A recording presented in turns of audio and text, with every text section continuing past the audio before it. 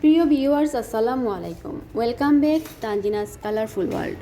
আশা করি সবাই ভালো আছেন, সুস্থ আছেন, নিরাপদে আছেন। আল্লাহর রহমতে আমিও বেশ আছি। তো অনেক দিন পর হাজির হয়ে গেলাম নতুন আরেকটা ভিডিও নিয়ে। আজকের ভিডিও হচ্ছে আমরা কোথা থেকে মাছের বাজার করি এবং কোন জায়গা থেকে। হ্যাঁ, আমরা কাজলশাহ পানশি বাজার থেকে মাছের বাজারটা করি। তো আজকে দেখাবো আমরা কি বাজার করলাম আর কত টাকার বাজার করলাম। সো দেখতেই থাকুন, সাথে থাকুন এবং যারা নতুন চ্যানেলটা সাবস্ক্রাইব করে পাশে থাকবেন।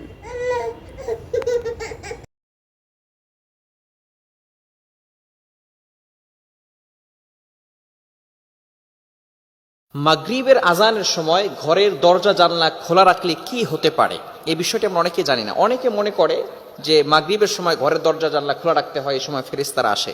আমাদের এই বিষয়টি ভালো করে বুঝতে হবে এবং জানতে হবে। অনেকে আবার কিছু কুসংস্কার নিজের ভিতরে ফিট করে রাখে। তবে আমাদেরকে রাসূল সাল্লাল্লাহু আলাইহি ওয়াসাল্লাম কি বলেছেন, সুন্নাহ কি বলে, নবী সাল্লাল্লাহু আলাইহি ওয়াসাল্লাম আমাদেরকে যেটা বলেছেন সেটাই আমাদেরকে শুনতে হবে এবং সেই অনুযায়ী আমল করতে হবে।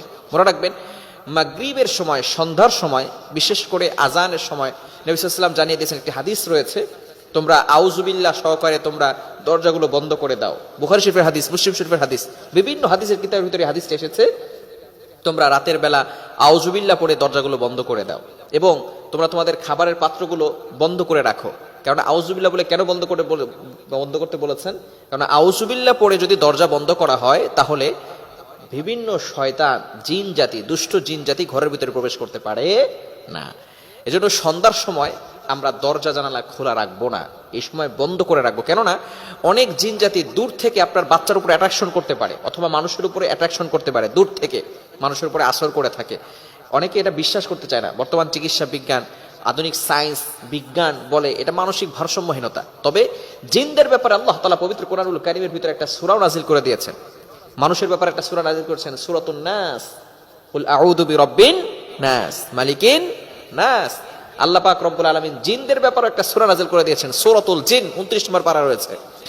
এবং আল্লাহ তাআলা জিনদেরকে ইবাদত করার জন্য সৃষ্টি করেছেন। তবে জিনদের ভিতরে ভালো খারাপ আছে না নাই? এই ভালো খারাপের ভিতরে যারা খারাপ আছে তারা মানুষের উপর অনেক সময় ডিস্টার্ব করে থাকে, মানুষদেরকে অনেক সময় কষ্ট দেয়। এজন্য অবশ্যই মাগরিবের সময় আমরা আমাদের সন্তানদেরকে বাহিরে বের করব না, ছোট বাচ্চাদেরকে বাহিরে বের করব না, তাদেরকে ঘরের ভিতরে রাখার ট্রাই করব, চেষ্টা করব।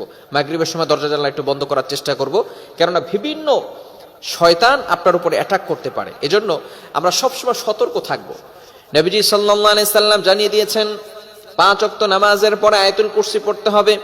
যে ব্যক্তি 5 ওয়াক্ত নামাজের পরে আয়াতুল কুরসি পড়বে, আল্লাহ পাক রব্বুল আলামিন সকল প্রকার জিন ভূত থেকে, যত ধরনের জিন আছে, খারাপ জিন জাতি থেকে আল্লাহ তাআলা তাদেরকে হেফাজত করে দিবেন। শুধু তাই নয়, আয়াতুল কুরসির অনেক ফজিলত রয়েছে। জিনদের সবচেয়ে বড় ঔষধ হচ্ছে আয়াতুল কুরসি। বুঝতে পেরেছেন? আয়াতুল কুরসি পড়বেন। বাচ্চা কান্নাকাটি করে রাতের বেলা আয়াতুল কুরসি পড়ে ফু দিবেন, সূরা ফাতিহা পড়ে ফু দিবেন এবং চারকুল পড়বেন। এবং বিশেষ করে ঘরের ভিতরে সূরা বাকারার রেকর্ডিং চালু করে রাখবেন। যদি পড়তে পারেন আলহামদুলিল্লাহ ভালো, যেহেতু সূরা বাকারা অনেক বড় একটি সূরা, যা পারেন পড়বেন। আর যদি পড়তে না পারেন তাহলে সূরা বাকারার রেকর্ডিং এটা চালু করে রাখবেন। বর্তমানে অ্যান্ড্রয়েড ফোন আছে সবার কাছে, ঠিক কি না? অ্যান্ড্রয়েড ফোনে সার্চ করবেন সূরা বাকারার তেলাওয়াত, দেখবেন ইনশাআল্লাহ চলে আসবে। তখন আপনি এটা রেকর্ডিং চালু করে রাখবেন ইনশাআল্লাহ, তাহলে ঘরের ভিতরে কোনো সমস্যা হবে না। আর আয়াতুল কুরসি পড়বেন, চারকুল পড়বেন, এরপরে সূরা বাকারার শেষ 2 আয়াত, এগুলো পড়ে আপনার সন্তানকে ফু দিয়ে দিবেন। তাহলে সন্তানকে কোনো জিন জাতি খারাপ দৃষ্টিতে তাকাতে পারবে না এবং কোনো ক্ষতি করতে পারবে না। জিন শয়তান বলেন, মানুষ শয়তান বলেন, অনেক সময় ব্ল্যাক ম্যাজিক করে, এরকম আছে না নাই? ব্ল্যাক ম্যাজিক করে মানুষকে মেরে ফেলে পর্যন্ত, এমন হয়েছে। অনেকে আমাদের কাছে বলে, হুজুর আমাকে ব্ল্যাক ম্যাজিক করা হয়েছে, জাদুটোনা করা হয়েছে। এটা হয়, রাসূলুল্লাহ সাল্লাল্লাহু আলাইহি সাল্লামকে পর্যন্ত জাদুটোনা করা হয়েছিল। এজন্য এই সময়গুলো অবশ্যই আমাদেরকে সেনসিটিভ থাকতে হবে, সতর্ক থাকতে হবে। আমরা বেশি বেশি করে আল্লাহর কাছে দোয়া করব এবং আমরা আয়াতুল কুরসি, চারকুল এবং সূরা বাকারার শেষ 2টি আয়াত এগুলো পড়ে আমরা শরীর বন্ধ করে রাখবো, তাহলে আর কোনো ক্ষতি হবে না। বিশেষ করে মাগরিবের সময়, এই সময় শয়তান চলাফেরা করে, জিন জাতিরা কি করে? চলাফেরা করে, অনেক সময় ঘরে প্রবেশ করতে পারে। এজন্য আপনি ঘরটাকে বন্ধ করে রাখার ট্রাই করবেন, দরজা জানালা এগুলো বন্ধ করে রাখবেন। রাতের বেলা এগুলো খুলে তারপরে ঘুমিয়ে থাকবেন না, কেননা চোরও অনেক সময় আপনার উপর অ্যাটাক করতে পারে, আঘাত করতে পারে, তখন আপনি কঠিন বিপদে পড়ে যেতে পারে। এজন্য অবশ্যই আমরা এই বিষয়গুলো খেয়াল রাখবো। 5টি আলামত দেখলে বুঝবেন ঘরের ভিতরে জাদুর তাবিজ পুঁতে রাখা হয়েছে। অনেক সময় আপনাকে ব্ল্যাক ম্যাজিক করে, জাদুটোনা করে, কুফুরি কালাম করে আপনাকে বিপদে ফেলতে চাইবে। এমন কিছু মানুষ আপনার আশেপাশেই আছে, আপনি বুঝতে পারবেন না। বিশেষ করে ঘরের ভিতরে অনেক সময় বিভিন্নভাবে ব্ল্যাক ম্যাজিক করে, জাদুটোনা করে তাবিজ পুঁতে রাখে। এটা কিভাবে বুঝবেন, কি লক্ষণ দেখলে বুঝবেন এবং এর থেকে বাঁচার উপায় কি, এগুলো জানার দরকার আছে না নাই? অনেক সময় দুশ্মনির কারণে অথবা শত্রুতার কারণে অথবা লোভের কারণে অথবা হিংসার কারণে আপনাকে ব্ল্যাক ম্যাজিক করার চেষ্টা করবে, জাদুটোনা করার চেষ্টা করবে। অথবা আপনার শরীরের কিছু অংশ, যেমন আপনার চুলের কিছু অংশ, এগুলো নিয়ে আপনার উপরে ব্ল্যাক ম্যাজিক করবে। একটা পুতুল নিয়ে সেটাকে ব্ল্যাক ম্যাজিক করে, অথবা কোনো তাবিজ দিয়ে আপনার কোনো শরীরের অংশ নিয়ে সেই তাবিজটাকে আপনার ঘরের ভিতরে পুঁতে রাখে, যাতে করে আপনি আপনার লাইফে ডেভেলপ করতে না পারেন, আপনি সফলতা অর্জন করতে না পারেন, আপনি অসুস্থ হয়ে পড়েন। তো কি কি লক্ষণ দেখলে বুঝবেন যে আপনার ঘরের ভিতরে তাবিজ, জাদুর তাবিজ পুঁতে রাখা হয়েছে? নাম্বার 1, 1 নাম্বার হচ্ছে আপনার শরীরের ভিতরে আপনি অনুভব করবেন কে যেন ভিতর থেকে সুই দিয়ে খোঁচা দিলে যেমন আঘাত লাগে, এমন কে যেন আপনাকে আঘাত করতেছে। যদি এরকম মনে হয়, শরীরের ভিতরে অস্থিরতা ফিল হয় যে আপনার শরীরের ভিতরে কে যেন সুই দিয়ে আঘাত করছে, তাহলে মনে করবেন কেউ হয়তো আপনাকে ব্ল্যাক ম্যাজিক, জাদুটোনা করে আপনাকে ক্ষতি করার চেষ্টা করতেছে। নাম্বার 2, দ্বিতীয় নাম্বার হচ্ছে আপনি ঘুমের ভিতরে ভয়ঙ্কর স্বপ্ন দেখবেন, বিশেষ করে মাথার কঙ্কাল এবং বিভিন্ন মানুষের কঙ্কাল, এই ধরনের ভয়ঙ্কর ভয়ঙ্কর স্বপ্ন আপনি দেখবেন। তৃতীয় নাম্বার, যখন আপনি ঘুমাতে যাবেন তখন আপনার দম বন্ধ হয়ে আসবে, অর্থাৎ আপনার যখন ঘুমাতে যাবেন তখন কেমন যেন আপনার নিঃশ্বাস বন্ধ হয়ে যাচ্ছে, কেউ হয়তো আপনাকে আঘাত করার চেষ্টা করতেছে। এরকম যদি ফিল হয় তাহলে মনে করবেন যে আপনাকে কেউ ব্ল্যাক ম্যাজিক, জাদুটোনা করে ক্ষতি করতে চাচ্ছে।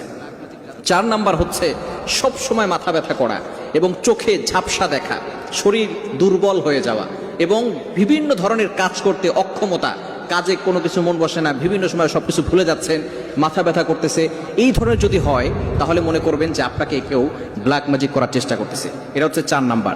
5 নাম্বার হচ্ছে খুবই গুরুত্বপূর্ণ বিষয়, সংসারের ভিতরে ঝগড়া লেগেই থাকা। স্বামী স্ত্রীকে দেখতে পারে না, স্ত্রী স্বামীকে দেখতে পারে না, সন্তান তার বাবাকে দেখতে পারে না, বাবা সন্তানদেরকে দেখতে পারে না, সব সময় ঘরের ভিতরে ঝগড়া লেগেই থাকে। যদি এই লক্ষণগুলো দেখে থাকেন তাহলে অচিরেই আপনি আপনার ঘরটাকে বন্ধ করার চেষ্টা করবেন। কোনো রুকিয়ার কাছে, কোনো রাকির কাছে গিয়ে ঘরটাকে বন্ধ করার চেষ্টা করবেন। এবং অনেক সময় জিনের মাধ্যমে তারা এটাকে চালান করে দিয়ে থাকে। যারা এইভাবে ব্ল্যাক ম্যাজিক করে, জাদুটোনা করে, কুফুরি কালাম করে, জিনের মাধ্যমে এটা করে থাকে। এজন্য অবশ্যই আপনি রাকির কাছে যাবেন এবং ঘরের ভিতরে সর্বপ্রথম হারাম কোনো কাজ করা যাবে না। কোনো পুতুলের ছবি রাখা যাবে না, কোনো ছবি টানিয়ে রাখা যাবে না, কোনো মানুষের ছবি হোক, প্রাণীর ছবি হোক, কোনো কিছু ঘরে টানিয়ে রাখা যাবে না। ঘরের ভিতরে কোরআন তেলাওয়াত বাড়িয়ে দিতে হবে। বিশেষ করে ফজরের নামাজের পরে সূরা ইয়াসিনের তেলাওয়াত করতে হবে। যদি পড়তে না পারেন রেকর্ডিং চালু করে রাখবেন।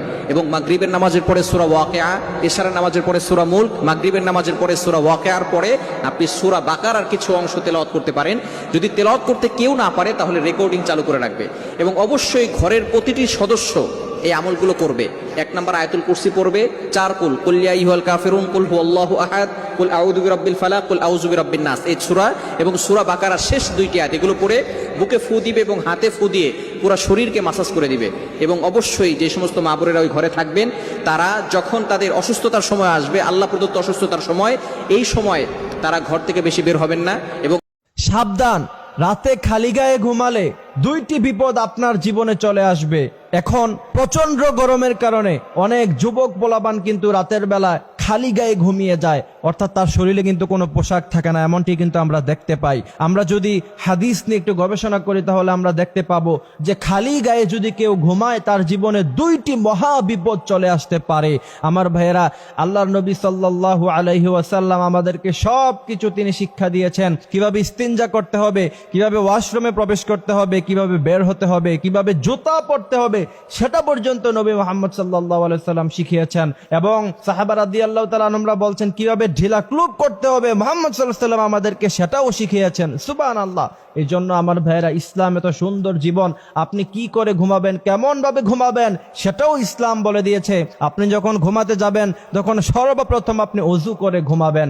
মুহাম্মদ সাল্লাল্লাহু আলাইহি ওয়াসাল্লাম বলেছেন, যে ব্যক্তি ওযু করে ঘুমায় আল্লাহ পাক তার জন্য একটি ফেরেশতা নিযুক্ত করে দেয়, আর সেই ফেরেশতা তাকে পাহারা দিতে থাকে যাতে করে তাকে কোনো সাপ, বিচ্ছু অথবা কোনো জিন শয়তান যেন তাকে আক্রমণ করতে না পারে। এই জন্য আমার ভাইয়েরা, আমরা যদি খালি গায়ে রাতের বেলা ঘুমাই, এখন প্রচন্ড গরমের কারণে অনেকেই কিন্তু রাতের বেলা খালি গায়ে ঘুমায়, ঠিক কি না? এখন আপনি যদি খালি গায়ে ঘুমান, দুইটি মহাবিপদ আসবে। প্রথম নাম্বার বিপদ হলো, আপনি যখন খালি গা হয়ে যাবেন, আপনার শরীরে যখন কোনো কাপড় থাকবে না, তখন ফেরেশতারা কিন্তু আপনার থেকে একটু লজ্জায় দূরে সরে যাবে। ফেরেশতারা কিন্তু কন্টিনিউয়াসলি আপনার সাথে থাকে, একবার অল টাইম আপনার সাথে কিন্তু ফেরেশতারা থাকে। আপনি যাতে করে কোনো বিপদে না পড়ে যান, কোনো মুসিবতের মধ্যে যেন না পড়ে যান, ফেরেশতারা কিন্তু সব সময় থাকে। কিন্তু কিছু সময় আছে যখন ফেরেশতারা আপনার থেকে দূরে সরে চলে যায়। সেটা হচ্ছে, আপনি যদি একবারে উলঙ্গ হয়ে পড়েন, তখন কিন্তু ফেরেশতারা আপনার সাথে থাকবে না। ফেরেশতারা লজ্জা পেয়ে যায়, লজ্জা পেয়ে ফেরেশতারা কিন্তু দূরে চলে যায়। এই জন্য আপনি যখন খালি গায়ে ঘুমাবেন, তখন ফেরেশতারা লজ্জায় কিন্তু আপনার থেকে দূরে সরে যাবে।